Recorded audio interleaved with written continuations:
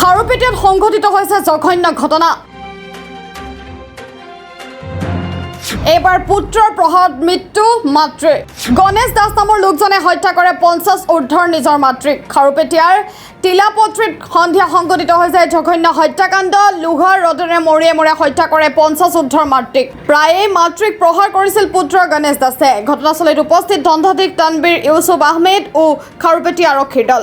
আৰক্ষীয়ে আটক কৰে হত্যাকাৰী পুত্ৰ গণেশ দাসক। ঘটনা কেন্দ্ৰ কৰি খাৰুপেটীয়াত তীব্ৰ প্ৰতিক্ৰিয়াৰ সৃষ্টি হৈছে। তিলাপত্ৰী বটতিলা বুলি এনে ডাকে মানুহে। এইটো আমাৰ 3 নম্বৰ ৱাৰ্ডতে পৰিছে।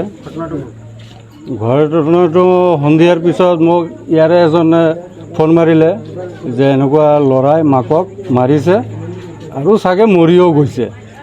তো তাৰপিছত লগে লগে মই আহিলোঁ। অহাৰ পিছত ইয়াতেতো মানুহ সোমাব ভয় খাই আছে।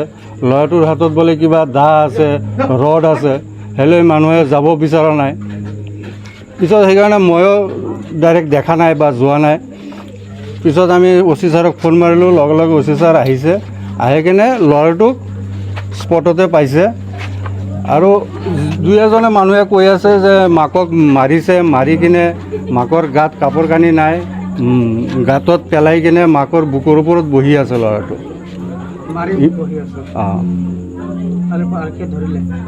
আৰক্ষীয়ে ধৰিছে ল'ৰাটো। কি নাম ল'ৰাটোৰ? ল'ৰাটোৰ নাম গণেশ দাস। আগতে মাৰপিট কৰিছিল শুনা পাইছোঁ যে আগতে মাৰপিট কৰিছে। যোৱাকালি নিজৰ ঘনীয়েককো পিটিছে। ঘনীয়েকে প্ৰেগনেণ্ট থকা বুলি শুনা পালোঁ। তাৰপিছত সেই ল'ৰাটো নিচা কৰে। তাৰমানে আমিতো দোকানে আছিলাম। আমার বউ ফোন মারলো, হ্যাঁ তুমি দোকানে আসতে ঘরে আহ। আমার মেরে শেষ করলো। পরে হ্যাঁ পাড়া মানুষ সবাই নিয়ে এলাম, কেউ ঢুকে না, ওলা দাও সাও থাকে, মেরে দেবো। পরে দিয়ে আমার একটা বৌদি আছে, ঘুতু তার বউ পিলপিলি চালায় আপনার মুসলমান মানুষ। ভাবি দিয়ে হ্যাং তরফ পরে দেখলো যে মার উপরে কাপড় নাই, কিছু নাই, মার উপরে বুকের উপরে উঠে বই আস। এইটুকাই মানে আমি জানি আর কি। আমার ছোট ভাই গণেশ দাস। হ্যাঁ সব করে, সব নেশা আছে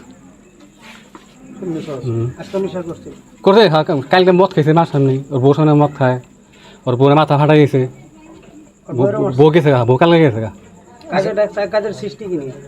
কাছের সৃষ্টি হয়েছে, মারলো হাল্লা করে, এগুলি নিয়ে কেলা মেলা করে। ওই আজকে কিনে মাসে আমি দেখিনি তো, আমি দোকান দিয়ে মাত্র আইছি, খবর পাই আইছি। আমি উমার যাই নাই কে, পরে যে মেয়ে ছেলেরা দেখলো, তারপরে এরকম খবর পাইলাম। আগে পিছিয়ে মারছে, হ্যাঁ পুরো মারে।